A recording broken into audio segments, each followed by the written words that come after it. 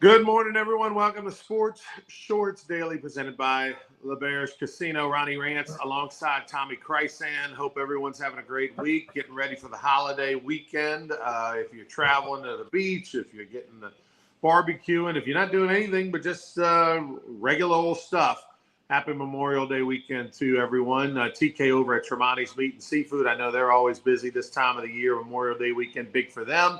As folks are getting all their barbecue supplies and food and everything from Mike and the gang over at Tremonti's. We're presented by LeBear's, and of course, we're also presented by Louisiana Sports Hall of Fame, which we are, a month away, basically, a little over a month. The 26th through the 28th of June is when the Hall of Fame weekend, lasportshall.com. Go check it out. 6 events over 3 days up in Natchitoches, one of the events in Alexandria. Fun for the whole family. You should be there. It's going to be an awesome, awesome time.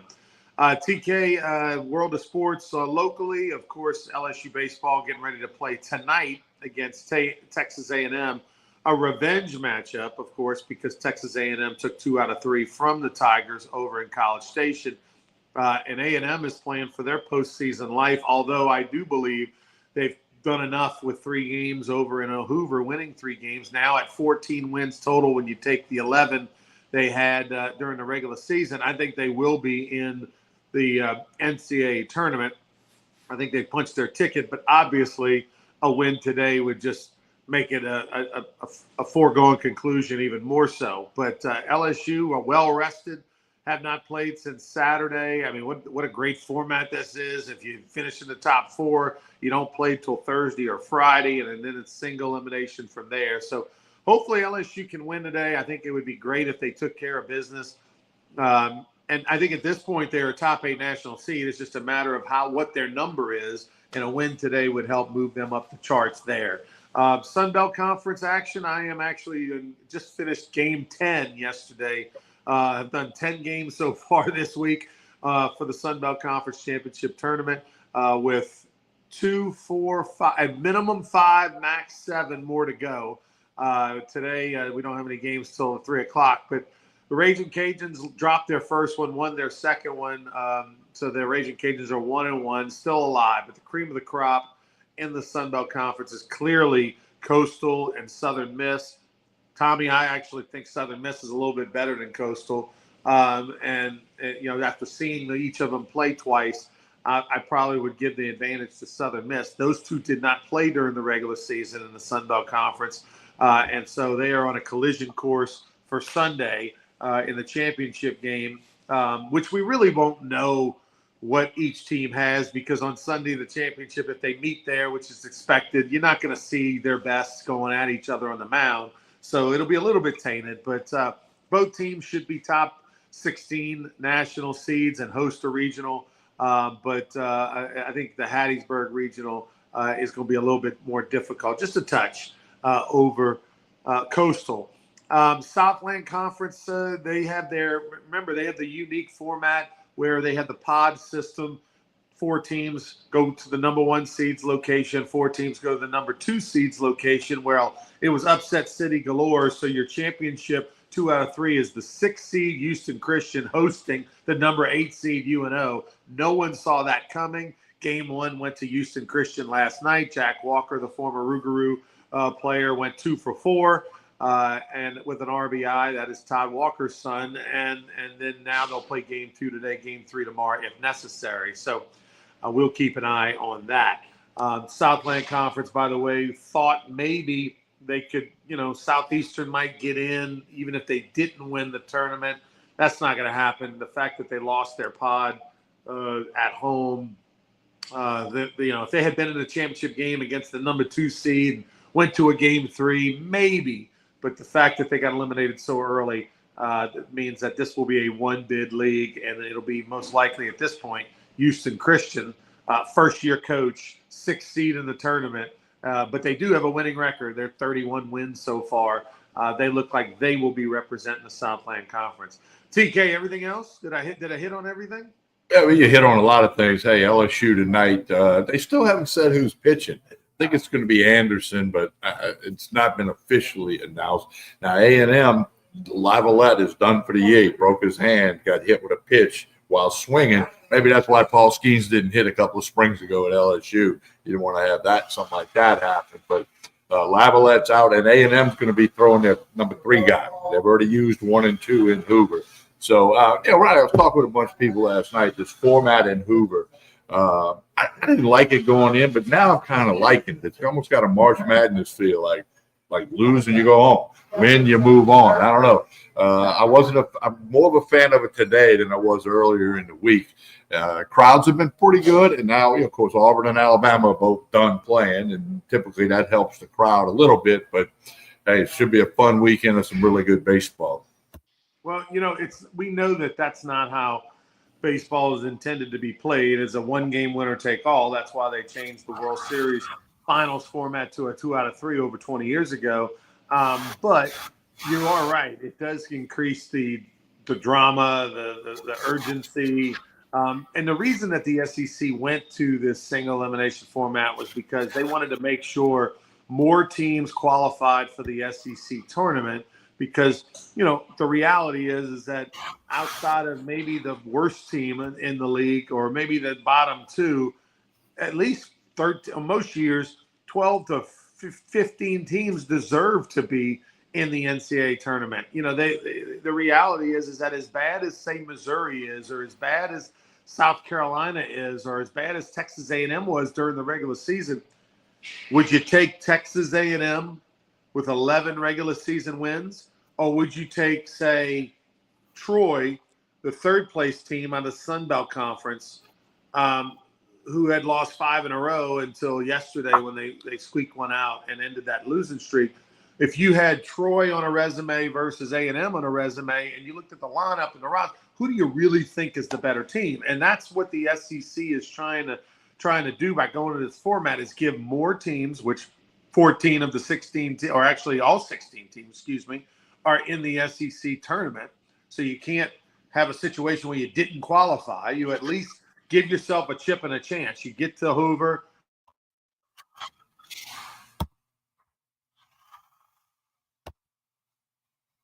And possibly be that Cinderella team that wins it all. So I like the format.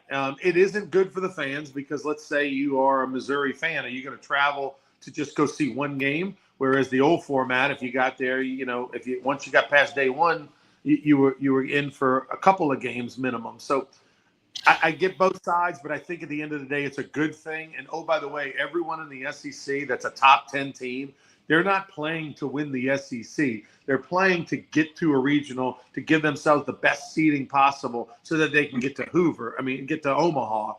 And the SEC got that. That's why they went to this format.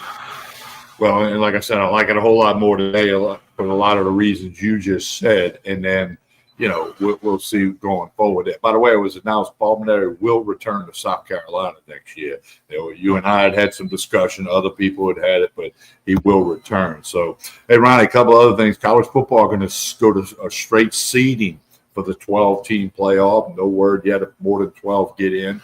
Straight seeding, meaning the Power 4, the Big 4 conference winners will all have a bye. But a lot of projections of LSU being 7 or 8 with a possible home playoff game in Tiger Stadium. NFL, they're not going to do the seeding. They couldn't get the votes for that. The Detroit Lions proposed that. And the tush push will still be around in the NFL. They did not ban that. Only got 22 votes.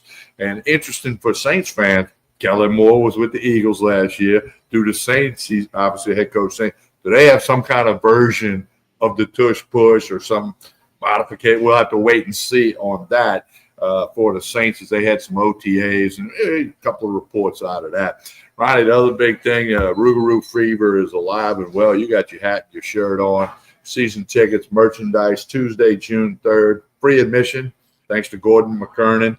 Free admission. Yeah, they have Rougarou hat, Texas Collegiate League, Baton Rouge. I like it. I got to get me one of those. I will. Merchandise, tons of merchandise. Get them at prrougarou.com. Looking forward to June 3rd with that. And, of course, as you mentioned, the Louisiana Sports Hall of Fame, big induction ceremony stuff coming up. There's lots of events, not just the induction. There's 4 days of events. Go to lasportshall.com. Yeah, the Texas Collegiate League season will be here. It's been interesting doing the Sun Belt Conference tournament. the top 8 teams, well, actually top 10 teams from the Sun Belt, they have a play-in day. 10 plays the 7 seed, 9 plays the 8 seed. They did that on Tuesday. That's a single elimination game. And then once you get to Wednesday, then it's a traditional kind of double elimination, 2 seed, two pods, if you will. But been a number of Texas Collegiate League players, in the tournament. You see the names over the years where there were Rougarou players or players for other teams. Acadiana Cane Cutters, Lake Charles Gumbo Gators, some teams out of Texas, whatever. It's interesting seeing a lot of those TCL players playing in these championship tournaments. That's how good the baseball is, folks. I mean, it's people ask me all the time, what's the Rougarou? It's like it's minor league baseball with wood bats and fireworks and fun jumps and all that, but with college players instead of pros. That's the only difference. And so for the average fan, you're not going to really notice much of a difference. And it's a lot of fun. We've done a lot of work at the stadium, painted the bleachers and pressure washed the stadium, and done some cool things. I think folks are going to enjoy themselves. And I can't wait for everybody to pack the park June 3rd and 4th, Tuesday, Wednesday, opening week. It'll be the Tuesday, Wednesday after the NCAA regionals. So Tigers will hopefully punch their ticket to the Supers, and then you can come check us out that Tuesday and Wednesday in Baton Rouge. Hey, Ronnie, one other thing, at Sports Shorts Radio tomorrow morning, I'll be in the sports book at ESPN. LaBerge, Baton Rouge, 10 a.m. to 12. Going to have Hunter McCann on the show, Joel Davis, Marcus Staunton, LSU 10-year NBA veteran. Going to talk about his basketball camp and a few other things. I know you're going to try to join us at the tail end if the play over there in Montgomery allows that. So Sports Shorts Radio, ESPN, Baton Rouge, Lafayette, Lake Charles tomorrow morning. I'll be manning the ship. Yeah, I'll get you a couple of interviews as too, Tommy, set up. But by the way, today's not just my birthday. Today is Skip Bertman's birthday. Birthday number 88 for the skipper. 88 years old, Coach Bertman. I know he's going to lunch today with a couple former players, so I want to wish him happy birthday, the living legend. And he will be at some Rougarou games this summer because his grandson, Ezra Pate, is on our roster as one of our pitchers. That is Skip Bertman's grandson. He redshirted this year because he had a little knee injury at a college over in Maine. He's at a Division III college over in Maine, and was going to spend the summer with his grandpa and live with Coach Bertman. And Coach called me months ago, said, hey, Ron, Ezra wanted me to make a call, see if I could get him to play for the Rougarou. He really wants to play for you guys. I said, Coach, done. Nothing needs to be said. I don't know if he's good or not, but he really wants to play for you. Like, Coach, come on, gotcha. So anyway, Coach is going to be coming out to a couple games this summer, and so looking forward to that. Yeah, we'll have to get him up on the broadcast if we can get him upstairs to the press box. I don't think that's happening, Tommy. I think you're going to have to go down to him for the broadcast. Okay. He's not making Pete Goldsby Field doesn't have an elevator yet. No, I'm sure you're going to put one in one day. Yeah, that's on the list. You know how Coach Bertman had that famous list when he was driving from Miami to Baton Rouge to take the job in the summer of '83. He wrote down on a legal pad, 100 things or whatever that he wanted to do to improve the facility at Alex Fox and the program and et cetera, all the goals he wanted to accomplish. Well, he's got this list, and it's, famous list. On my list, the last thing is the elevator to the press box for Tommy Krysan. That's it. That's the last thing on the list. Don't know if we'll get to it, TK, but it is on the list. Okay, I'm just glad it's on the list. I'm in like 100th place there. All right, Ron, we're gonna roll here. Tremonti's got everything you need for Memorial Day: cookouts, cook-ins, seafood, steak, hamburgers, tons of sausage here at Tremonti's. Come check it out. Get everything you need: the bourbon, the wine, the liquor, the beer, the meat, the seafood, ribeye rolls, shrimp rolls. Those are great on the grill. Tremonti's Meat and Seafood. Want you to check that out. All right, everybody have a great weekend. Happy Memorial Day. Remember why it's Memorial Day. And don't forget to join us on the radio tomorrow morning, 10 a.m. to 12 noon, ESPN Radio, Baton Rouge, Lafayette, Lake Charles. I'll be there in the casino in LaBerge, Baton Rouge. We'll have a host of guests on the phone.